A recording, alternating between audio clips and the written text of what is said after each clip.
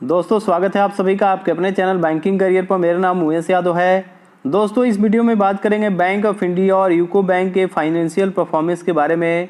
दोस्तों ये न्यूज़ आप एक बैंकर हैं या आप एक बैंकिंग के कैंडिडेट हैं तो आप सभी के लिए इम्पॉर्टेंट है। अगर आप एक बैंकर हैं या IBPS 9 में अभी आप सिलेक्ट हुए हैं, बैंक में ज्वाइन करने वाले हैं, तो आप सबके लिए इसलिए इम्पॉर्टेंट है कि बैंक का जो है परफॉर्मेंस जो है काफ़ी अच्छा हो रहा है।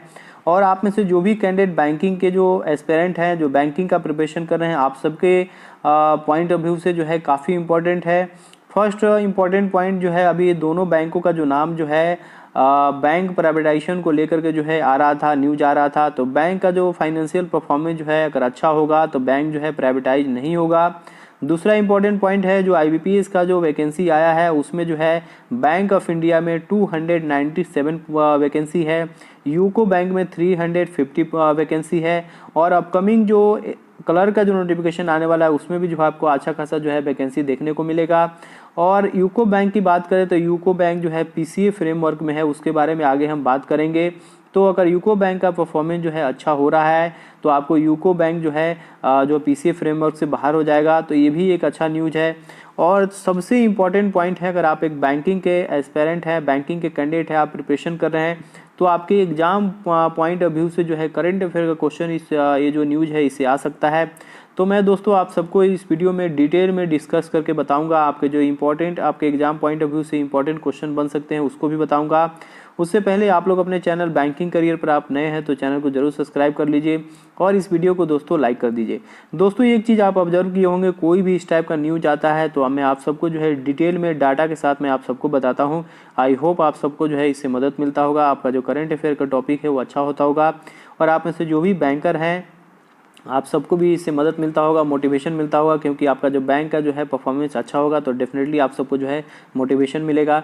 इसके बारे में दोस्तों हम लोग डिटेल में शॉर्ट में बात करते हैं जो आपके एग्जाम में क्वेश्चन आ सकता है। सबसे पहले बात करते हैं बैंक ऑफ इंडिया के बारे में। Q1 का जो प्रॉफिट जो है 844 करोड़ रुपीज़ हुआ है। इसी क्वार्टर की बात करें प्रीवियस ईयर की तो 243 करोड़ रुपीज़ था, ये बढ़कर के जो है 844 करोड़ रुपीज़ हो गया है। 3.5 टाइम जो है आपका जो है जंप हुआ है। तो अपने एग्जाम पॉइंट ऑफ व्यू से जो है ये डाटा अपने को याद रखना है कि जो बैंक ऑफ इंडिया का जो है फाइनेंशियल ईयर 2020-21 का जो है फर्स्ट क्वार्टर का जो प्रॉफिट जो है 844 करोड़ रुपीज़ जो है। दूसरा एक क्वेश्चन आपके एग्जाम में आ सकता है, बैंक ऑफ इंडिया का हेड क्वार्टर कहाँ पर है? तो बैंक ऑफ इंडिया का हेड क्वार्टर जो है मुंबई में है, ये आपको याद रखना है। स्टैटिक से क्वेश्चन जो है आ सकता है और इसी टाइप का जो है स्टैटिक का क्वेश्चन अपने एग्जाम में पूछा जाता है। जो बैंक न्यूज में रहता है, जिस बैंक का परफॉर्मेंस काफ़ी अच्छा होता है, उसी के क्वेश्चन जो है पूछा जाता है स्टैटिक पार्ट से, हेड क्वार्टर या जो भी स्टैटिक का क्वेश्चन आए। और दूसरा इंपॉर्टेंट है दोस्तों, इसमें जो है ग्रॉस नॉन परफॉर्मिंग जो एसेट है इस बैंक का अभी जो है 13.91% है। और प्रीवियस क्वार्टर की बात करें इसी पिछले साल के इसी क्वार्टर में तो आपका जो है 14.78% था, तो इसमें भी जो है आपको जो है इम्प्रूवमेंट हुआ है। नेट नॉन परफॉर्मिंग एसेट की बात करें तो अभी जो है आपका 3.58% है और पहले जो था प्रीसीडिंग क्वार्टर में जो था 3.88% था। तो ये भी आपको डाटा नेट जो NPA जो है वो डाटा अपने को याद रखना है, हो सकता है जो है एग्जाम में क्वेश्चन आ जाए।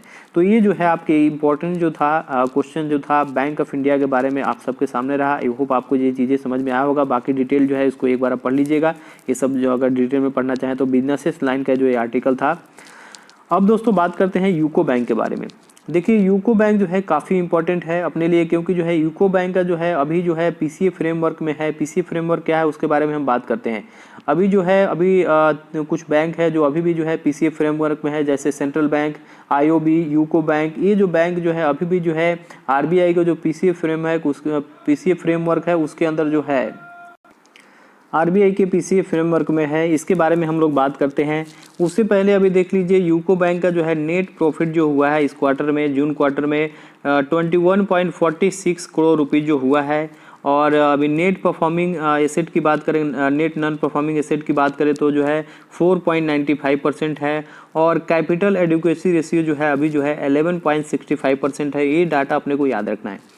अब बात करते हैं PCA के बारे में। PCA फ्रेमवर्क क्या है उसके बारे में बात करते हैं। उससे पहले दोस्तों आप लोग इसका जो है एब्रिविएशन फॉर्म याद रखिए। ये 2017 के बाद से बहुत सारे एग्जाम में जो है SBI में भी आज आया है IBPS के एग्जाम में भी आया। PCA फ्रेमवर्क का जो है आपको जो है एब्रिविएशन फॉर्म आपको याद रखना है। तो प्रॉम्प्ट करेक्टिव एक्शन बोलते हैं, इसको आपको याद रखना है, इसको आपको जो है रट के रखना है, क्योंकि आपके एग्जाम में डेफिनेटली ये क्वेश्चन आएगा। 1 मार्क्स का क्वेश्चन इसे हमेशा किसी न किसी एग्जाम में पूछता है। अब PCA फ्रेमवर्क जो है दोस्तों, इसमें जो है RBI जो है, जो बैंक का जो है अच्छा परफॉर्मेंस नहीं होता है, या जिस बैंक का जो है नेट NPA जो है ज़्यादा हो जाता है, ग्रॉस NPA ज़्यादा हो जाता है, उसको क्या करता है, जो PCA फ्रेमवर्क में डाल देता है। बैंक को मौका देता है कि आप जो है अपना जो है परफॉर्मेंस जो है आप इम्प्रूव कीजिए, क्योंकि जो बैंक जो है PCA फ्रेमवर्क में चला जाता है वो अपना ब्रांच जो है एक्सपेंशन नहीं कर सकता है, बड़ा लोन नहीं दे सकता है, उसको लिए जो है आपको RBI से उसको परमिशन लेना पड़ेगा। तो एक तरफ से जो है RBI जो बोलती है कि आप अपना जो है फाइनेंशियल परफॉर्मेंस जो है इम्प्रूव कीजिए, तो आपको जो है PCA फ्रेमवर्क से हम बाहर कर देंगे। जैसे आपको बैंक ऑफ महाराष्ट्र का आपने देखा होगा, और भी बहुत सारे बैंक जो है PCA फ्रेमवर्क से जो है बाहर आया है, क्योंकि उसका जो है फाइनेंशियल परफॉर्मेंस जो है अच्छा हुआ है। तो ये जो है मई 2017 में जो है ये जो PCA फ्रेमवर्क में चला गया था यूको बैंक, अभी जो है ये PCA फ्रेमवर्क से बाहर आ सकता है। अगर इसका परफॉर्मेंस लगातार अच्छा रहा तो जो है बहुत जल्दी जो है यूको बैंक जो है PCA फ्रेमवर्क से बाहर आएगा। तो और भी इसमें जो है अपकमिंग जो वैकेंसी है इंक्रीज हो सकता है। और हेडक्वार्टर भी आप याद रखिएगा, यूको बैंक का जो है कोलकाता में हेडक्वार्टर है। तो आई होप दोस्तों ये न्यूज़ जो है दोस्तों आप सबको जो है सब समझ में आया होगा। मैंने आपको डिटेल में बताने की कोशिश किया। इसके बाद भी कोई डाउट है तो आप मुझे कमेंट करके पूछ सकते हैं। आप में से जो भी न्यू कैंडिडेट हैं, अभी आप बैंकिंग का प्रिपरेशन कर रहे हैं, तो आप सभी को जो है डिस्क्रिप्शन बॉक्स में चले जाइए। मैंने आपको मेमोरी बेस्ड पेपर का भी लिंक दिया हूँ, आपको फ्री ऑफ कॉस्ट मटेरियल का भी लिंक दिया हूँ, वहाँ से जा करके आप प्रैक्टिस कीजिए, अपने चैनल से बने रहिए।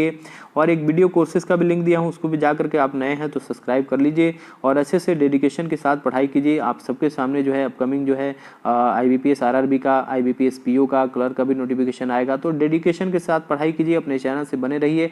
आप सबको जो है कोई इंपॉर्टेंट न्यूज़ होगा तो आप सबको शेयर करते रहूँगा, और कैसे स्टडी करना है उसके लिए भी आप सबको मैं गाइड करता हूँ। ओके दोस्तों, thank you so much, God bless you.